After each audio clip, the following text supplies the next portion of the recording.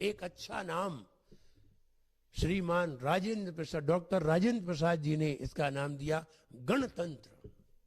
और ये घोषणा जब 2 साल 2 वर्ष 11 माह 17 दिन बाद 26 जनवरी को डॉक्टर राजेंद्र प्रसाद जी ने ये घोषणा की, आज से भारत देश में लोकतंत्र लागू होगा, गणतंत्र लागू होगा। उसी दिन ये गणतंत्र दिवस मनाया गया, वो 26 जनवरी का दिन था।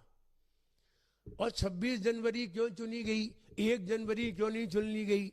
जब अधिनियम तैयार हुआ था तो अधिनियम भी तो इतने दिन में तैयार हुआ। अगर 1 जनवरी के पहले तैयार हो जाता तो हो सकता था 1 जनवरी को उसका उद्घाटन होता और 1 जनवरी गणतंत्र दिवस होती। लेकिन 26 जनवरी क्यों हुई? तो वो जब तक पूरा नहीं हो गया, संशोधन नहीं हो गया, तब तक वह डिक्लेयर नहीं किया गया और 26 तारीख को वह डिक्लेयर किया गया। उसका दूसरा कारण यह भी है कि उस अधिनियम में 26 अध्याय थे।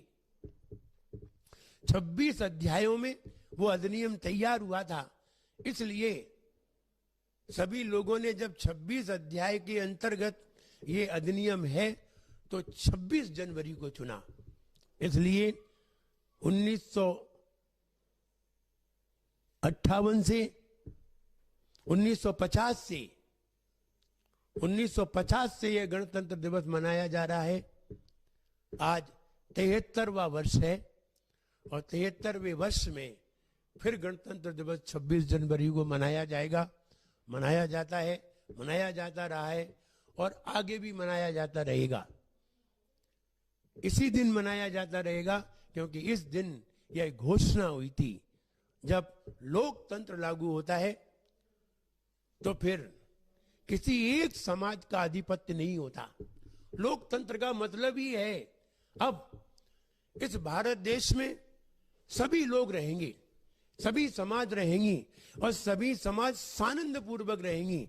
सभी संप्रदाय अपने अपने धर्म का, अपने अपने मंदिर में अपनी अपनी परंपरा के अनुसार स्वतंत्रता से पालन करेंगे, स्वतंत्रता से उसे अपनाएंगे, स्वतंत्रता से अपने धर्म के उत्सव मनाएंगे।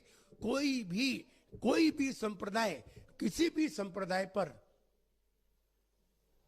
विरोध नहीं करेगी, कोई भी संप्रदाय किसी भी संप्रदाय को बाध्य नहीं कर सकेगी। ऐसे अधिनियम तैयार हुए, सभी स्वतंत्र हो गए, इसलिए ये स्वतंत्रता दिवस आज के दिन माना जाता है। यह स्वतंत्रता दिवस 26 जनवरी से प्रारंभ हुआ था, इसलिए आज सभी संप्रदाय, पहले जब मुगल साम्राज्य था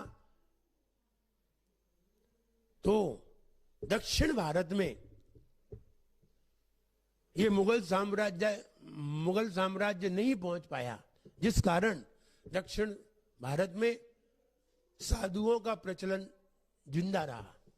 उत्तर भारत में साधुओं का प्रचलन नहीं था और सन 1400 से लेकर के और 1900 तक उत्तर भारत में कोई साधु नहीं हुए, कोई दिगंबर साधु, कोई भी जैन साधु का विचरण नहीं रहा। वे दक्षिण भारत में ही रहे। वहां न मुगल साम्राज्य रहा और न ही ब्रिटिश साम्राज्य रहा, वहां तो राजाओं का साम्राज्य आज भी जीवित है। आज भले ही वहां चुनाव हो जाते हैं, भले ही लोकतंत्र है, लेकिन वहां राजतंत्र भी है। वहां जाकर के देखें तो राजतंत्र भी है। तो इसलिए यह 26 जनवरी का त्योहार हमारे देश में, भारत देश में सभी लोग मिलकर के मनाते हैं। वो किसी भी संप्रदाय के हों, इससे कोई मतलब नहीं रहता। सभी संप्रदाय के लोग उस देश में